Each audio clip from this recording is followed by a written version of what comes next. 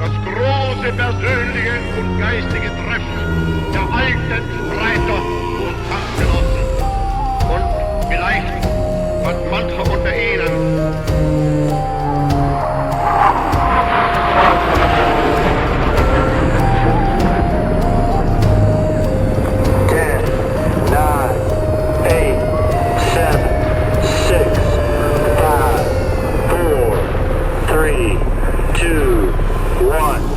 Bienvenidos a Archivos del Tiempo, podcast.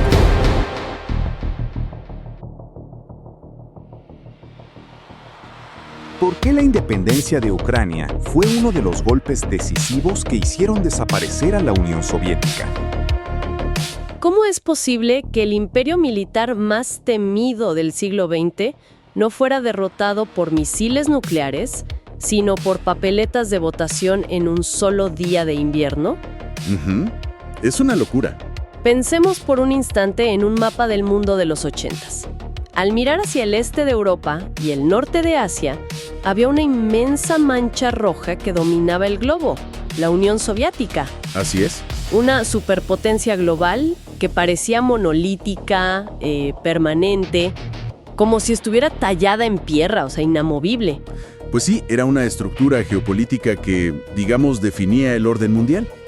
Se daba por sentado que el equilibrio de poder, con esa inmensa unión de repúblicas, iba a durar para siempre. Claro. Todo el mundo se acostumbró a esa geografía, asumiendo que las fronteras soviéticas eran un hecho inalterable de la naturaleza. De pronto, esa mancha inmensa se fractura. Sí. Desaparece por completo. En nuestra exploración detallada de hoy, vamos a sumergirnos en esta historia para entender los mecanismos de este colapso. Y es un tema fascinante. Sin duda. Nuestra misión al revisar estos documentos es desentrañar cómo un solo proceso democrático ocurrido en Ucrania en 1991 no solo forjó una nación independiente, sino que fue el detonador que hizo volar en pedazos a toda la Unión Soviética. Es un análisis de una profundidad tremenda, la verdad. Y hoy vamos a mantener un enfoque muy riguroso para entender el cómo y el porqué de todo esto. Ajá. Nuestro objetivo es descubrir las paradojas políticas, las motivaciones sociales y los movimientos estratégicos que, en cuestión de meses, cambiaron el mapa mundial para siempre. Y para entender ese colapso, tenemos que retroceder un poco, antes del fatídico agosto de 1991. Exacto, hay que ver el contexto. El escenario previo muestra un clima de agitación muy profunda en toda la región. Por un lado, tenemos las reformas de Mikhail Gorbachev en Moscú, la famosa perestroika, que era la reestructuración económica, y la glasnost, la apertura. La transparencia. Pero hay un factor crucial que enciende la mecha en el territorio ucraniano, y es el desastre nuclear de Chernóbil en 1986. Ese es el punto de quiebre en el contrato social soviético. Porque Chernóbil no fue solo una tragedia radiológica, fue un fracaso sistémico a gran escala. Claro, afectó todo. El pacto no escrito en la Unión Soviética era que los ciudadanos cedían sus libertades políticas a cambio de que el Estado garantizara su seguridad y su sustento. Ajá. Pero la opacidad de Moscú, la parálisis administrativa y el intento de ocultar la magnitud del desastre, todo eso demostró una negligencia absoluta hacia la vida humana. O sea, el Estado que debía protegerlos en realidad los estaba envenenando, en silencio. Tal cual. Y aquí es donde la glasnost de Gorbachev juega un papel paradójico. ¿Por qué paradójico? Porque esa política de apertura que estaba diseñada para revitalizar el sistema permitió que el descontento saliera a la luz sin la represión brutal de décadas anteriores. Oh, ya veo. Lo que al principio comenzó como un movimiento de carácter ecológico, exigiendo respuestas sobre la radiación y demás, mutó muy rápido en una movilización política masiva. Se transformó. Sí, la exigencia ya no era solo por un medio ambiente seguro, sino por autonomía para tomar decisiones propias frente a un centro de mando, incompetente. La confianza en Moscú se evaporó por completo. Y llegamos a marzo de 1991. Y aquí en los documentos surge algo que parece una contradicción gigantesca. Sí, la votación. Exacto. Moscú convocó un referéndum para ver si la población quiere preservar la Unión Soviética. Y al ver los resultados en la República Ucraniana, hay una dualidad que llama mucho la atención. Bastante. Un 70% apoya preservar la URSS como una federación renovada.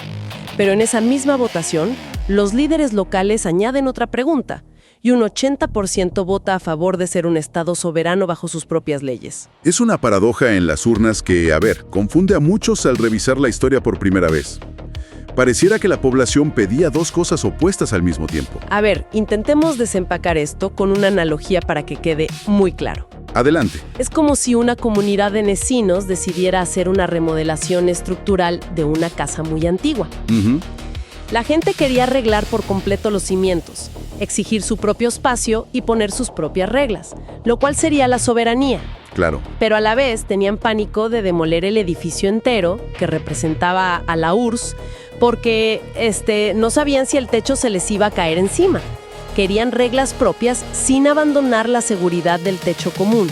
Es una excelente analogía de la casa, lo ilustra a la perfección. Pero me pregunto, ¿cómo se explica esta aparente contradicción?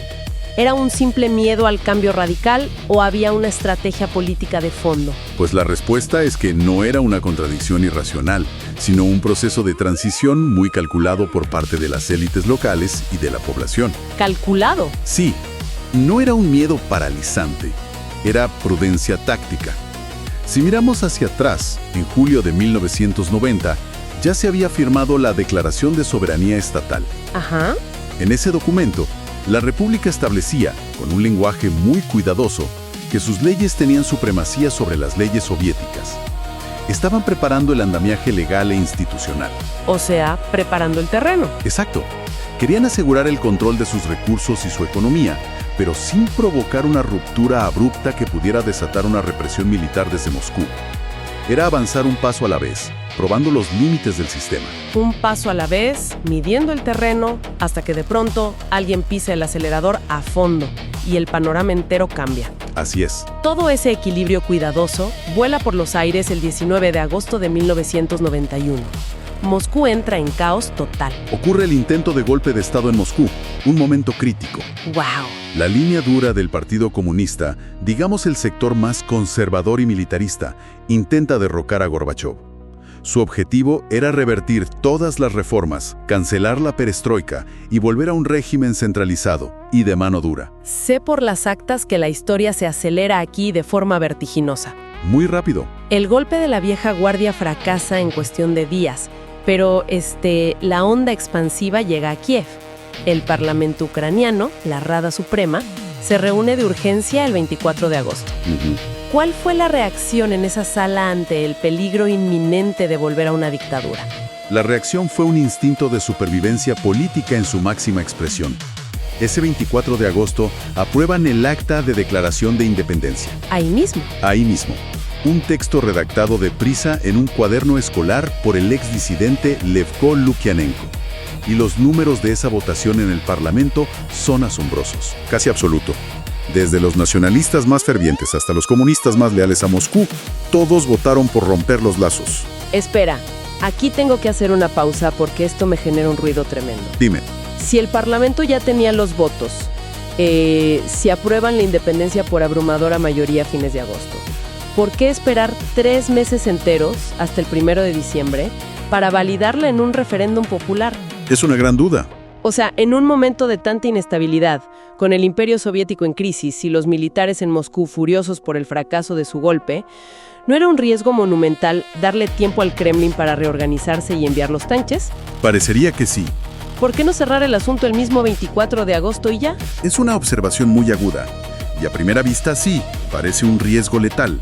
Sin embargo, al analizar la mecánica política de ese momento en los documentos, descubrimos la brillantez táctica de los líderes en Kiev.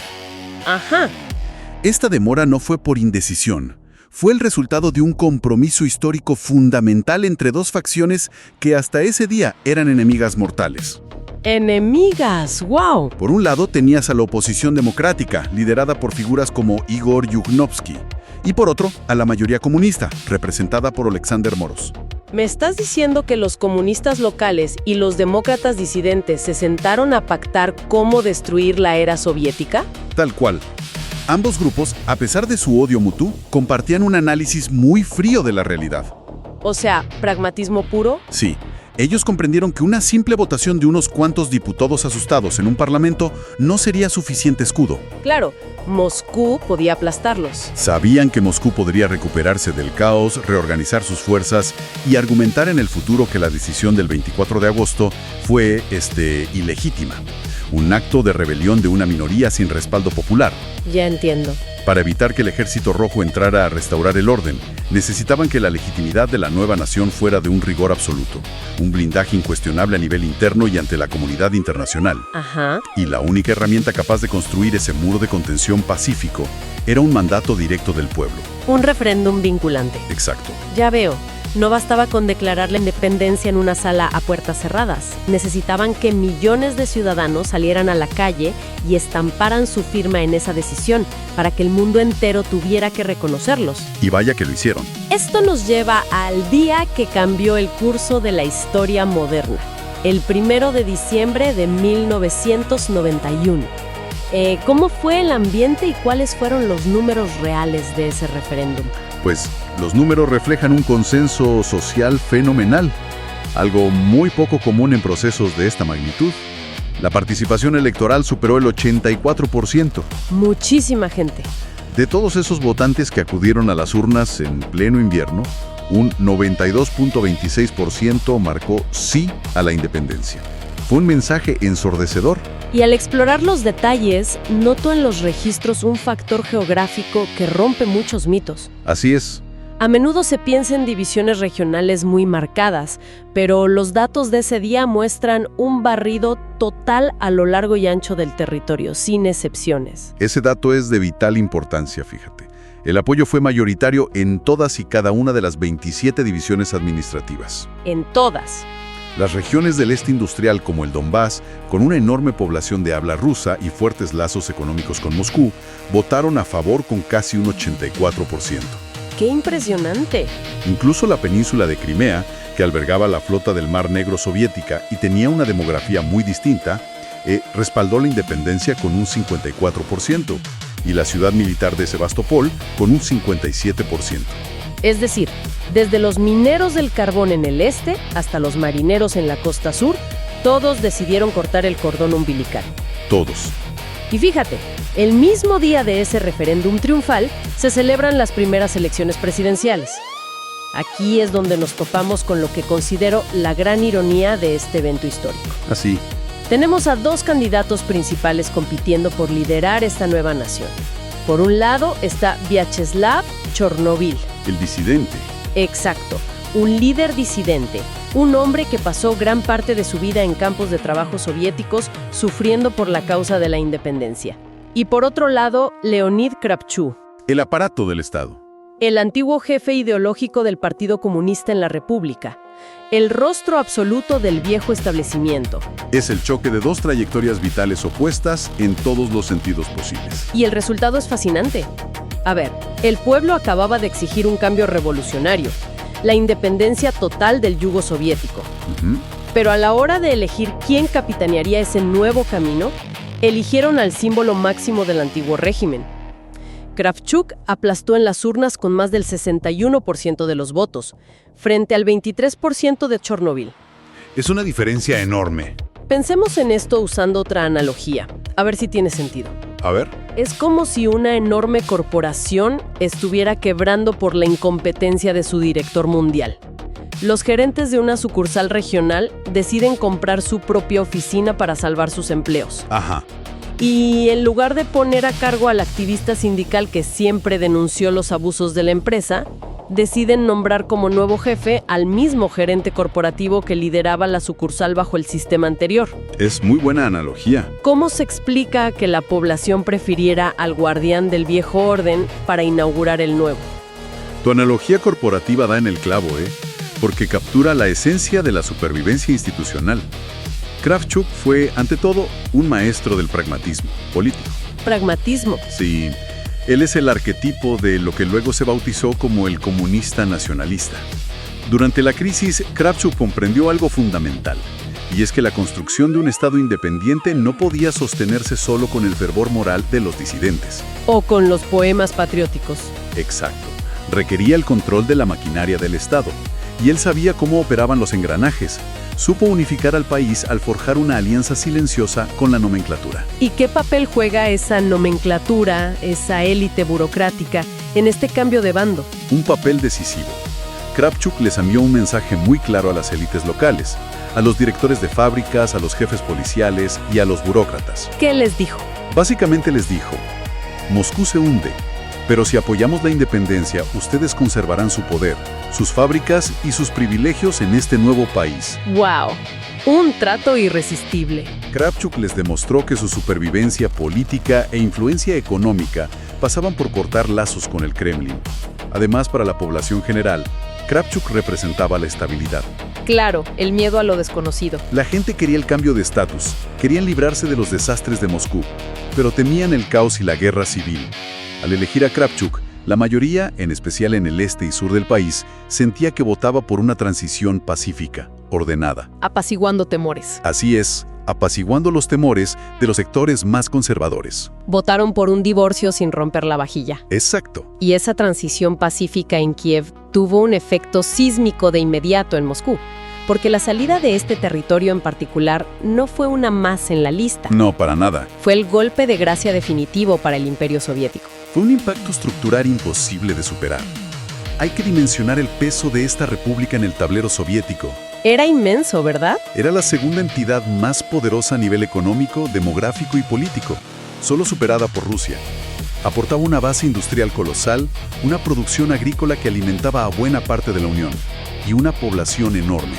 Ajá. Sin ese motor, la maquinaria soviética perdía toda viabilidad como potencia global. O sea, sin ellos, cualquier esfuerzo de Mikhail Gorbachev por mantener algún tipo de unión renovada se quedaba sin oxígeno. Por completo. E incluso el intento de Boris Yeltsin por crear una federación manejada por Rusia. Yeltsin desde Moscú hizo sus propios cálculos y se dio cuenta de que Rusia por sí sola no tenía la capacidad financiera para sostener al resto de las repúblicas de Asia Central y el Cáucaso. No, sin el subsidio indirecto de ese motor económico ucraniano era imposible. Entonces, el clamor del referéndum del 1 de diciembre cerró de golpe cualquier puerta de negociación. Ya no había unión que salvar. Y los eventos se precipitan a una velocidad de vértigo. Apenas una semana después del referéndum, el 8 de diciembre, los líderes se reúnen en un pabellón de caza en un bosque. El bosque de Belaveda. Kravchuk, Yeltsin y el líder bielorruso Stanislav Shushkevich firman los acuerdos de Belaveja.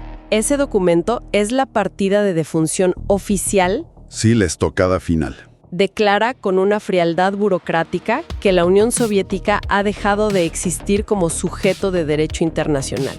Y tras esa firma, el reconocimiento diplomático al nuevo Estado independiente fluye como una cascada incontenible. No paraba. Así es. Al día siguiente de la votación, Polonia y Canadá envían su reconocimiento formal. Días después se suman las repúblicas bálticas.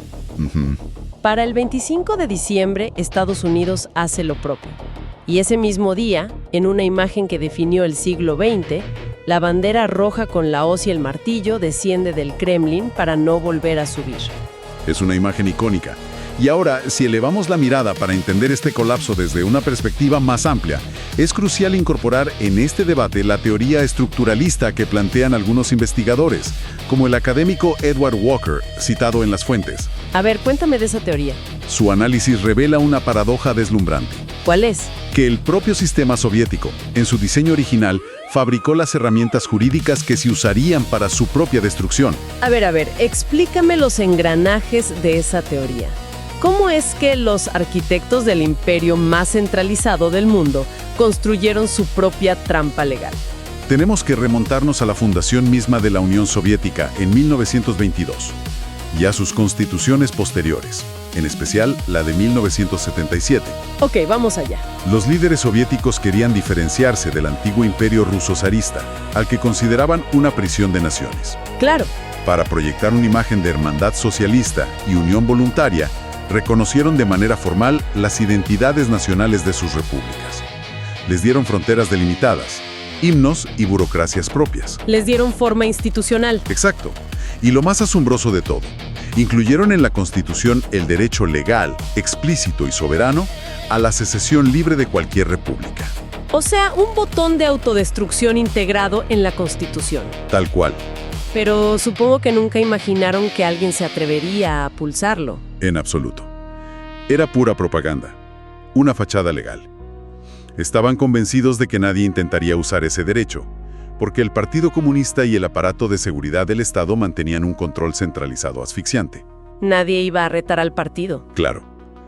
Era una concesión sobre el papel, diseñada para pacificar los nacionalismos locales. Sin embargo, cuando el control autoritario del centro se desmoronó, en especial tras el fracaso del golpe de agosto de 1991, el Partido Comunista perdió su poder de coerción. Y ahí es donde cambian las reglas. Fue entonces cuando las repúblicas desempolvaron esa misma arquitectura legal soviética.